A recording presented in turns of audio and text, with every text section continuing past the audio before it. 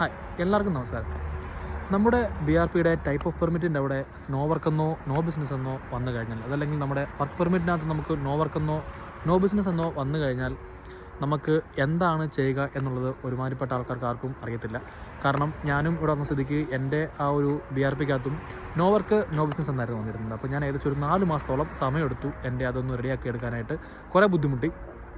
പക്ഷേ നാട്ടിൽ നിന്ന് നിങ്ങൾ ഇങ്ങോട്ടേക്ക് വരുമ്പോൾ അങ്ങനെ ഒരു സംഭവം അല്ലെങ്കിൽ അങ്ങനെ ഒരു പ്രശ്നം നിങ്ങളുടെ BRPക്കകത്ത് കണ്ടു കഴിഞ്ഞാൽ നിങ്ങളത് മാക്സിമം നാട്ടിൽ നിന്ന് തന്നെ അത് ശരിയാക്കാൻ വേണ്ടി ശ്രമിക്കുക. ഇവിടെ വന്നു കഴിഞ്ഞാൽ ചിലർ പറയും നമുക്ക് ഇവിടെ വന്നിട്ട് ഒരു 10 ദിവസത്തിനുള്ളിൽ ശരിയാകുമെന്നൊക്കെ പറയും. പക്ഷേ അങ്ങനെയല്ല. ഏകദേശം എൻ്റെ ശരിയാക്കിയപ്പോൾ എനിക്കൊരു 4 മാസം എടുത്തു. ഞാൻ ഇവിടെ സെപ്റ്റംബർ വന്നിട്ട് എൻ്റെ ജനുവരിയിലാണ് എൻ്റെ ഏകദേശം അതെല്ലാം ക്ലിയറായിട്ട് എനിക്ക് പുതിയ BRP കിട്ടി, എനിക്ക് ഷെയർ കോഡ് കിട്ടിയത്.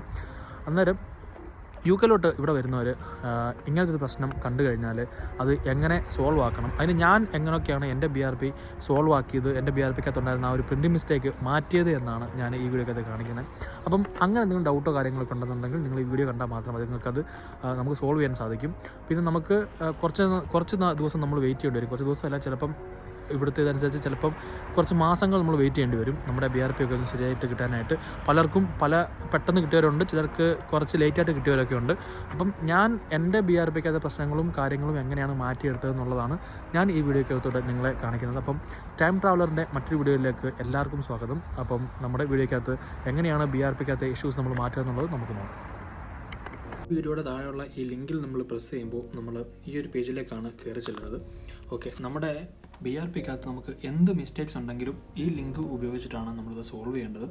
അപ്പോൾ നമുക്ക് ഫസ്റ്റ് നമ്മൾ ആ ലിങ്കിലേക്ക് കയറുമ്പോൾ നമുക്ക് ബയോമെട്രിക് റെസിഡൻസ് പെർമിറ്റ് എന്നുള്ളൊരു ഓപ്ഷൻ ഇവിടെ കാണാൻ പറ്റും. നമ്മളിത് താഴേക്ക് സ്ക്രോൾ ചെയ്യുമ്പോൾ താഴെ പച്ച നിറത്തിൽ റിപ്പോർട്ട് എ പ്രോബ്ലം എന്നൊരു ഓപ്ഷൻ കാണും. പക്ഷേ അതിന് മുമ്പായിട്ട് നിങ്ങൾ അതിൻ്റെ ഹെഡിങ് വായിച്ച് നോക്കുക. ഇത് report a problem with your BRP online എന്നാണെന്നുണ്ടെങ്കിൽ മാത്രം ഇതിൽ ക്ലിക്ക് ചെയ്യുക. ഓക്കെ, ഈ റിപ്പോർട്ട് എ പ്രോബ്ലം നമ്മൾ ക്ലിക്ക് ചെയ്തതിന് ശേഷം നമുക്ക് ഇങ്ങനത്തെ ഒരു പേജിലേക്ക് നമ്മൾ കയറി ചെല്ലും. നമുക്കിതിനകത്ത് മൊത്തം 6 സ്റ്റെപ്പാണുള്ളത്.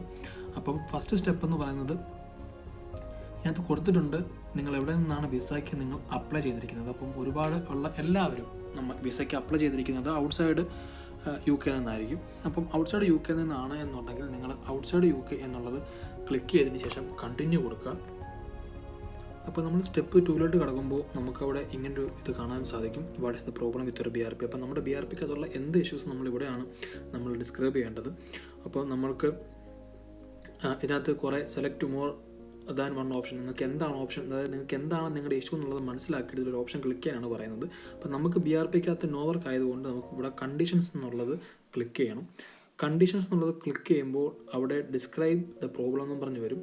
അപ്പം ഇവിടെ നിങ്ങൾ നിങ്ങളുടെ പ്രോബ്ലംസ് ഇവിടെ ഡിസ്ക്രൈബ് ചെയ്യണം. അപ്പം ഞാൻ ഇതാണ് ഇവിടെ ഡിസ്ക്രൈബ് ചെയ്തിരിക്കുന്നത്. അതായത് ഞാൻ ടയർ 4 സ്റ്റുഡൻറ്റ് വിസ ഡിപ്പെൻഡൻ്റ് ആണ്. അപ്പോൾ എനിക്കിവിടെ വന്നപ്പോൾ എൻ്റെ BRPക്കകത്ത് നോ വർക്ക് എന്നും പറഞ്ഞാണ് വന്നിരിക്കുന്നത്. അപ്പോൾ ഇവിടുത്തെ ലോ അനുസരിച്ചിട്ട് എനിക്ക് വർക്ക് ചെയ്യാൻ സാധിക്കുന്നതാണ്. അതുകൊണ്ട് നിങ്ങൾ എൻ്റെ ഈ ഒരു ഇൻകറക്റ്റ് ഇൻഫർമേഷൻ ക്ലിയർ ചെയ്തിട്ട് എനിക്ക് ഇവിടുത്തെ നിയമത്തിനനുസരിച്ച് വർക്ക് ചെയ്യാനുള്ള പെർമിഷൻ തരണം എന്നാണ് ഞാനിതിനകത്ത് മെൻഷൻ ചെയ്തിരിക്കുന്നത്. അപ്പോൾ ഇതാണ് നിങ്ങൾ ഇതിനകത്ത് മെൻഷൻ ചെയ്യേണ്ടത്. അപ്പോൾ നിങ്ങൾ നിങ്ങളുടെ ഓൺ വേർഡ്സിൽ നിങ്ങൾ എഴുതിയാലും പക്ഷെ നമ്മുടെ സബ്ജക്റ്റ് ഇതായിരിക്കണം. അപ്പോൾ അതിനുശേഷം നിങ്ങൾ താഴെയുള്ള കണ്ടിന്യൂ എന്നുള്ള ഓപ്ഷനിൽ ക്ലിക്ക് ചെയ്യുക. കണ്ടിന്യൂവിൽ ക്ലിക്ക് ചെയ്തതിന് ശേഷം നമ്മൾ സ്റ്റെപ്പ് 3 പോകുന്നതാണ്. അപ്പോൾ സ്റ്റെപ്പ് 3 പോകുമ്പോൾ അതിനകത്ത് ചോദിക്കുന്നുണ്ട്, is there any suitable UK address we can deliver your BRP to.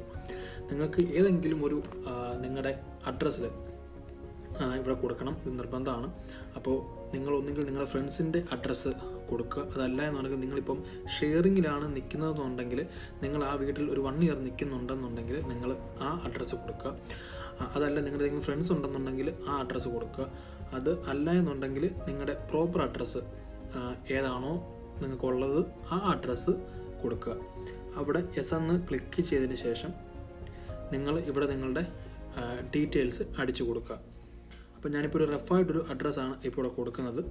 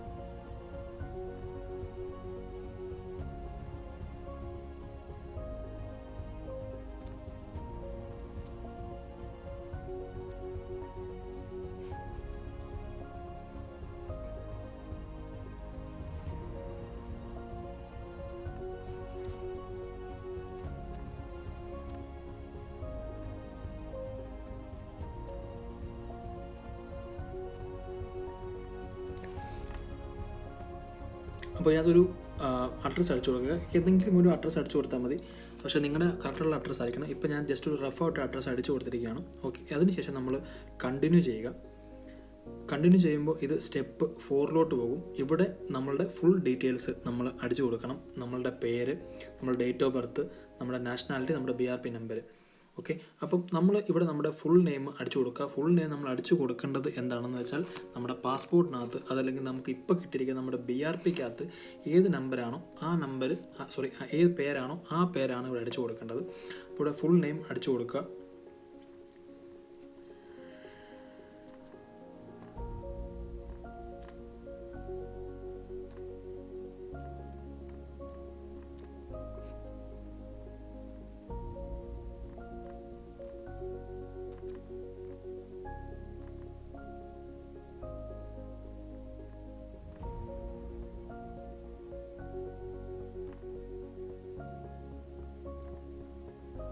പിന്നെ നമ്മുടെ നാഷണാലിറ്റി,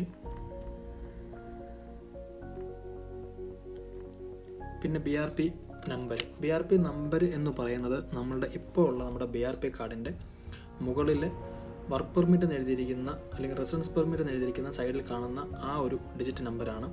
അപ്പോൾ അത് നമ്മൾ ഇവിടെ മെൻഷൻ ചെയ്യുക.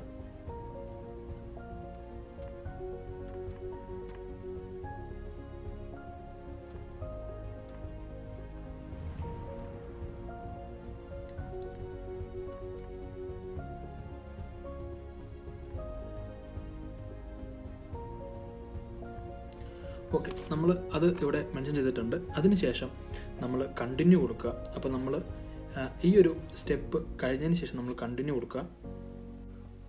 അപ്പോൾ നമ്മൾ അത് കണ്ടിന്യൂ ചെയ്തതിന് ശേഷം നമ്മൾ സ്റ്റെപ്പ് 5 വരും.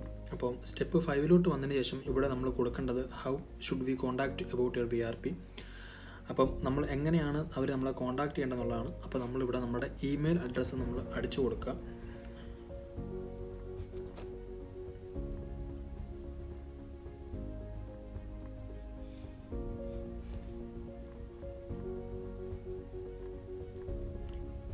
ഓക്കെ, അത് കഴിയുമ്പോൾ അവർ അടുത്തത് നമ്മൾ ഫോൺ നമ്പർ ചോദിക്കും. അപ്പോൾ നമ്മൾ ഒരു ഫോൺ നമ്പർ ഇവിടെ കൊടുക്കുക, നിങ്ങളുടെ ഫോൺ നമ്പർ. ഞാനിപ്പോൾ ഇത് റഫായിട്ടാണ് കൊടുക്കുന്നത്.